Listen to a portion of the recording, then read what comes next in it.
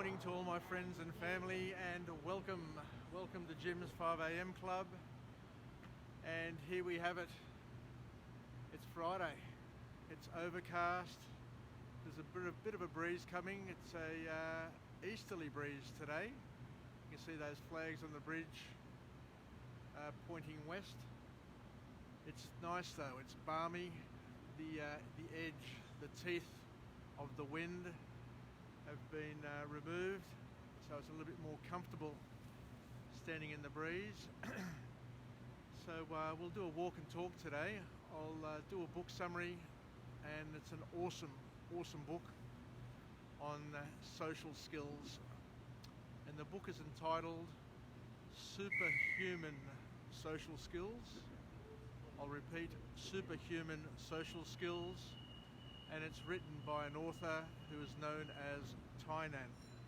Tynan, who instructs us on how to socialise and how to build superhuman social skills. Anyway, let's head off and do our walk and talk. It's rained overnight, but the rain is holding off at the moment, so we're not going to have much of a sunrise. But what I'll do is I'll head down there to the Museum of Contemporary Art and see if we can get a view through that sculptural installation down there, which is absolutely spectacular. So what can we learn about superhuman social skills? I guess the author kicks off his book with a very profound statement, saying that the way you portray yourself, in a social environment will define the experience that other people have of you. So how you hold yourself, how you behave in a social context will greatly influence how other people see you, but not only how they see you, but how they experience you, which is quite powerful, which kind of suggests that we need to be on notice in terms of how we behave in public, and we learn all these things from a very young age, that how we hold ourselves and how we behave will significantly influence how other people see us and receive us and think of us. The other thing that the author talks about, which is once again quite profound and important, and I think a lot of people don't understand this one here, a lot of people don't get it. They say that in a social context, when you're socializing with other people, there are three things that you can be. You can be a net addition, or a net non-addition, or a net subtraction, or a net negative. So you can be either an addition, a net addition to the group, the social circle, a net negative, so somebody who takes away from the circle, or a neutral. And a lot of people come into a social environment, you can see them at weddings, at parties. They just basically sit around and just absorb and don't do very much. But what the author says, and it's quite interesting, is that if you're a net neutral, if you're a neutral in a social circle, then you're considered to be a negative, because you're taking up a place of somebody who could be a net addition. How's that? How's that for a concept? And how will that shape the way you choose to engage and communicate from now on in your social encounters? So it's very important to understand that we all have a duty and a responsibility from a social perspective to contribute socially to those around us, and not to be an anchor, and not to be a weight, and not to be a drifter, somebody who just doesn't contribute very much. And you see it from people around us, you know, you see it, there are people who are just brilliant at socialising. You know, they're able to be the life of the party, they're able to lift all of those around them. Which brings us on to the next point, where the author says that you know, our social circle, who we hang out with, who we spend most of our time with, is so influential, not only to us, but to people around us. So, considering the importance of your social circle, your inner circle, your group, it's very, very important to never ever leave it to chance. Because it's so important, we mustn't ever leave it to chance, and we must invest and be very mindful in terms of how we create the people around us, or the circle around us, and to weight it properly, and to nurture it wherever we can. Because it's critical. It's critical to our well-being, and it's also important not only to us, as we said before, but to all the people that we touch and come into contact with. Anyway, ooh, it's sparkling today. How nice is it? It's amazing when it's darker and when it's overcast, how spectacular this installation is. Which brings me, I guess, to the next point of the book, which talks about how we connect and how we socialise with the people in our social circle. We'll continue walking. I could sit here all day, actually. I love this so much. I could sit here all day and just capture these different angles. But the author, Tynan, talks about our communication, how we interact with people around us, our family, our friends, our work peers. But in a social circle, he suggests that there are 4 things that we do. There are 4 things that we communicate, or we communicate at 4 levels. There's the content level, which is what we talk about superficially. So the material that we talk about, which is one level.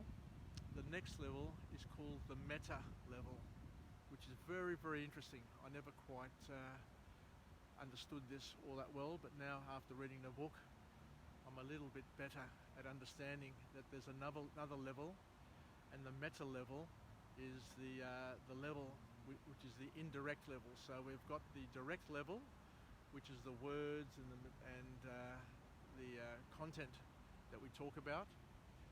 Then there's the meta level, and the meta level, as we say, is the undercurrent, or the meaning behind what we're saying. So the indirect communication, which is heavily influenced, as the author says, by body language and by innuendo.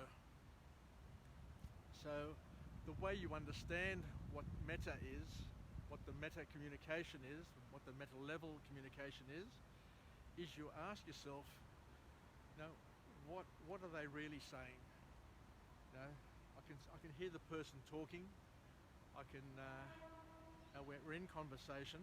We're saying words, but what's what's the real meaning of what they're saying? And the author says that it's important to become an expert in this meta-level communication, because meta-level communication is something which is happening all the time. And the way you become an expert in it is that you try and predict. You listen to what somebody's saying, and then you ask yourself, but what are they really saying? What is the meaning behind the words? What is the meaning behind what they're talking about? And he said that by taking this approach and asking this question all the time, what you can do is you can calibrate your brain to be able to look for the meta messages, which are the important messages. Because the beauty about communicating at the meta level is that you're able to be indirect, and that you're able to save face, because because you're indirect, you can say things which the other person can choose to interpret and to absorb and to accept, but you're not saying it to them directly. And we've got friends who are excellent experts at communicating at the meta level. They don't have to tell you what they're telling you, but you get it. And you can save face. And I guess culturally also, when we sit and think about it, there are some cultures who are brilliant at communicating at the meta level. The Japanese, for example, are indirect, will never tell you to your face exactly something, but you've got to interpret it. You've got to feel it. You've got to extract it from the communication. And yet there are some cultures, I guess cultures like the Balkans, who are very direct in their communication and sometimes come across as abrupt, but it's just the communication style. They'll just tell you what they feel or what they think, and either you accept it or you don't accept it. So just be mindful that there are those two levels. There's the direct and indirect levels of communication. And the author also talks about the fact that at the same time when you're communicating, you're also communicating status. So where you sit in the hierarchy within a group and how you see yourself. And it's important to, as the author says, that when you come into a new group, that you observe the hierarchy and the status of the group. So when you're in a group with some new friends, that you don't come in and spoil the status of everybody, because you'll be seen as a threat and isolated and I guess seen as somebody who's a troublemaker. So when you're talking to somebody and they're communicating status, and status is once again comes in the form of body language and tone. What you mustn't do is to I guess show lower status, because what the author says is that the way you portray yourself, the way you hold yourself out, creates subconscious biases in the people that you're talking to. And those biases, those first impressions, as we've learnt and as we know, will last a long time.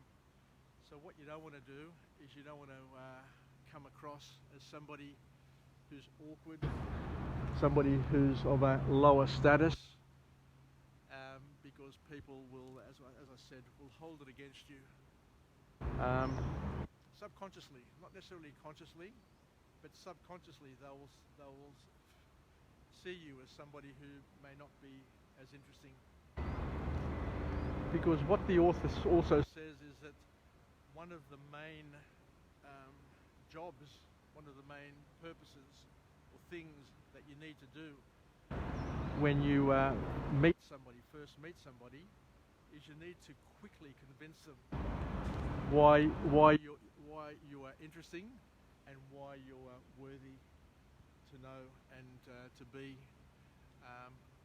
paid attention to. So some important things to understand. And the last thing, so we've got the direct and indirect forms of communication. We've got the status level of communication, and the last one, of course, is the emotional, where we connect with people at the emotional level. So I guess they're the four key ways of communicating, but he said the most important thing is to become an expert, to become very proficient at communicating and interpreting at the meta level. Content is important, and he said that your story, you've got to become a great storyteller. You've got to learn how to say stories and be a storyteller. And I guess one of the beauties of my 5 a.m. club is that I'm building my storytelling capability, because people's stories are very, very important. And he said that if you're not good at telling stories, and you've got to be able to tell stories quickly, efficiently, and get to the point. And in order to build your storytelling capability, he said that what you need to do is sit down, get a piece of paper and write the letters A to Z, and be able to use the letter of the alphabet to trigger a story. So you need to basically be able to build stories and to say stories at the drop of a hat.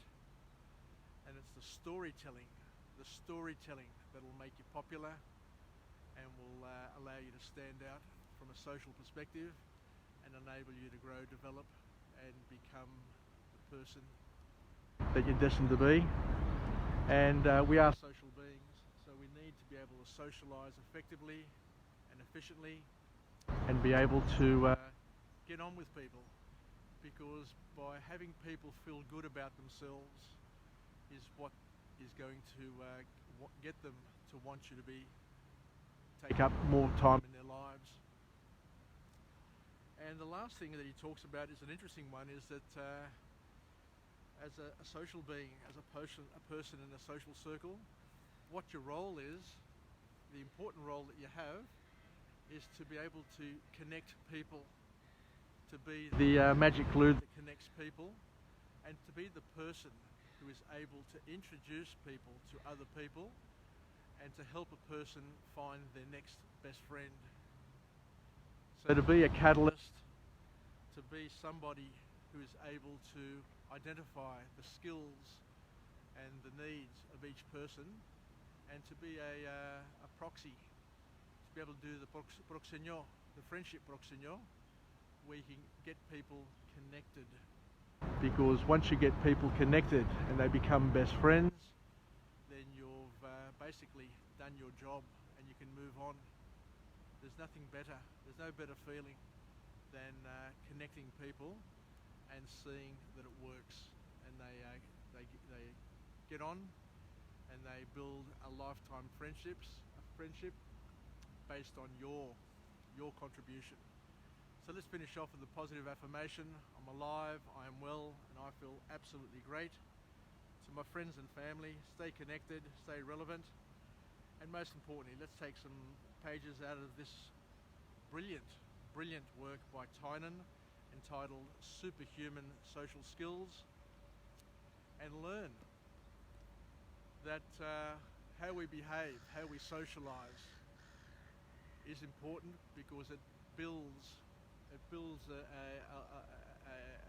lifetime impression and an unbreakable impression, and that because our social circle is so important, we must never ever leave it to chance, and you need to nurture it, work on it, and make sure that it serves you.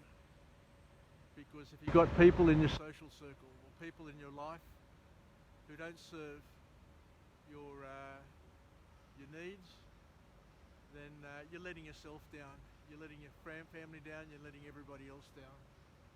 So invest in your social circle, invest in your friendships, because at the end of the day, you're the average of the half dozen people you hang out with. You're in a sanctum, and you need to make the most of your life and the opportunities that present themselves to you. Let's finish off with a positive affirmation. I'm alive, I'm well, and I feel absolutely great. And wishing you all the very best on this Friday. It's a beautiful Friday. Look at that sky over there. Look at the way the Opera House just stands out grandly against that clouded sky. Anyway, I look forward to catching up with you again tomorrow at 5 a.m. from another location with hopefully another message of empowerment. So wishing you all the best. Yassas from Jim's 5 a.m. Club, and bye for now.